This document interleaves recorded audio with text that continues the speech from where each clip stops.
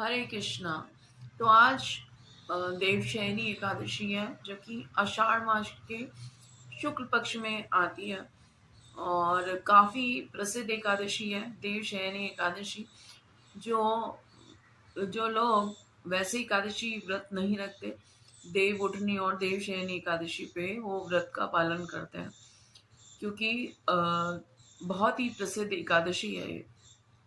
तो ऐसा बोला जाता है कि आज के दिन देव सो जाते हैं, लेकिन देवशयनी की एकादशी की जो कथा है वो किस प्रकार से है, उसका क्या महत्व है, वो हम आज आपको बताएंगे। तो प्राचीन समय में एक राजा मांधाता होते थे, जो कि बहुत ही धर्मपरायण राजा थे। तो उनकी प्रजा बहुत संतुष्ट और सुखी और भक्त थी। लेकिन एक समय ऐसा होता है कि जब उनके राज्य में अकाल पड़ता है, सूखा पड़ता है, वर्षा नहीं हो रही और त्राही त्राही मच जाती है। तो राजा मानधाता बड़ा चिंतित होते हैं। वो सोचते हैं कि ऐसा मुझसे या मेरी प्रजा से ऐसा क्या पाप कार्य हुआ कि इस तरह का सूखा पड़ रहा है और इस तरह अकाल आया हुआ है। तो राजा मानधाता चिंतन भी कर रहे थे और बहुत चिंता उनको हो रही थी कि किस तरह से इस स्थिति से निकला जाए। तो पहले इसके समय के राजा राज ऋषि हुआ करते थे, जो भगवान के भक्त हुआ करते थे। तो वो खाली प्रजा का ध्यान नहीं रखते थे, वो प्रजा को चाहते थे कि प्रजा भी भक्ति करे और वो भी भगवत धाम जाए। तो इतनी बड़ी भावना और सोच होती थी। आज हमारी कोई भी स्थिति हो तो कोई व्यक्ति ये नहीं सोचता कि हमसे क्या पाप हुआ होगा, हम यही सोचते हैं कि दूसरे व्यक्ति ने हमारे साथ क्या किया। अगर प्रजा है तो वो सोचती है कि राजा ने क्या किया, और राजा जो सोचता है वो सोचता है प्रजा के कारण ऐसा हो रहा है। लेकिन राजा मानधाता इस बात से चिंतित थे कि मुझसे कैसे पाप कार्य हुआ या मेरी प्रजा से क्या हुआ। तो ऐसे वो एक दिन ऋषि अंगिरा से मिलते हैं और अपनी चिंता व्यक्त करते हैं। तो ऋषि अंगिरा जो है उनको बताते हैं आज की जो देवशयनी एकादशी का व्रत का पालन करने के लिए, और उसका कारण भी बताते हैं वो कि आपके राज्य में सूखा और अकाल क्यों पड़ा हुआ है। क्योंकि वो बताते हैं कि बहुत सारे लोग शास्त्रों के विरुद्ध यज्ञ और कर्म कांड कर रहे हैं। तो ऐसे बहुत सारे यज्ञ हैं, ऐसे बहुत सारे कर्म कांड हैं जो शास्त्रों में नहीं बताए गए, जिसके कारण भी बुरा फल देखने के लिए मिल सकता है। तो इसके लिए प्रॉपर गाइडेंस की बहुत अधिक आवश्यकता होती है। हम क्या करें, क्या ना करें, किस चीज को करने से हमें क्या फल प्राप्त होगा। तो जो हमारे शास्त्र हैं वो ब्लाइंड नहीं है, हर चीज उनमें बहुत ही सही से बताई हुई है, क्लैरिटी के साथ बताई हुई है कि हम कौन सा कर्म कांड करते हैं, उसका हमें क्या फल मिलता है। हमारे सारे कार्यों के फल होते हैं, तीनों तरह के कार्य जो सतोगुण, रजोगुण और तमोगुण में किए जाते हैं। तीनों प्रकार के कार्यों का अच्छा बुरा फल हमें देखने के लिए मिलता है। तो शास्त्रों में हर पूजा पाठ का फल बताया हुआ है।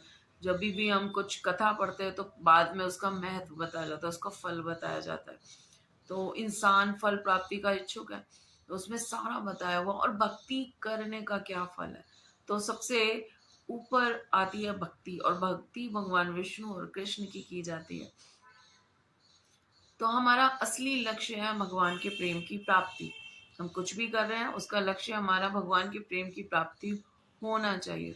अगर इस तरह के अनुष्ठान हम नहीं कर रहे तो इसका मतलब कि उसका भी फल गलत रूप में हमें मिल सकता है। तो हमको इस चीज़ के लिए बहुत ही सचेत रहना चाहिए। आजकल के समय में जब सोशल मीडिया पे बहुत कुछ आता रहता है और हम अंधानुकरण करते हैं उन चीज़ों का, तो हमें उसका बुरे फल भी प्राप्त हो ही रहे हैं।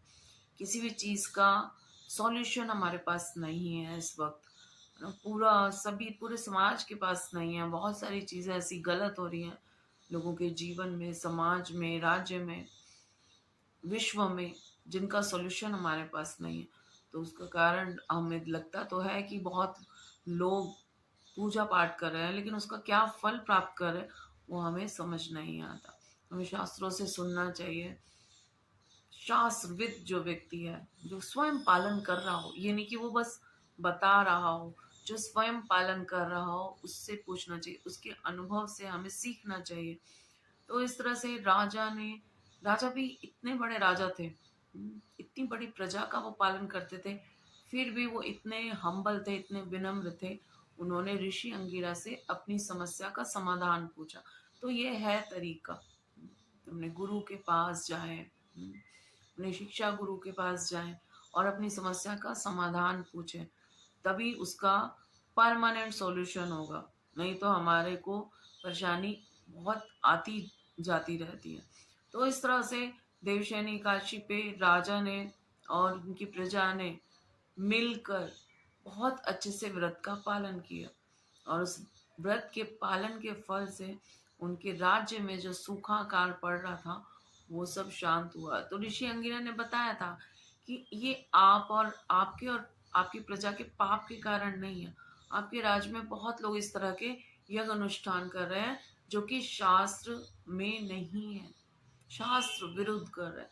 तो हमें इस बात के लिए बहुत सचेत रहना चाहिए, बहुत अलर्ट रहना चाहिए। अब इस व्रत का पालन कैसे करना है, तो आज आपको मिल रहा है तो अभी सुबह तो ब्रह्म मुहूर्त तो निकल गया, लेकिन ब्रह्म मुहूर्त से ही हमें स्नान, भगवान की सेवा, भगवान के नामों का जप, और कलयुग में महामंत्र है जो भगवान चैतन्य महाप्रभु के रूप में आए और स्वयं ये मंत्र दिया, हरे कृष्णा कृष्ण कृष्ण हरे हरे, हरे राम राम राम हरे हरे। ये सर्वाधिक फल देने वाला है, सबसे अधिक फल देने वाला है ये मंत्र। तो हमें हरे कृष्णा महामंत्र का जप करना चाहिए। जो लोग इस जप को करते हैं उनको इसको ज्यादा से ज्यादा आज के दिन करना चाहिए। जिन लोगों ने अभी तक जप ये शुरू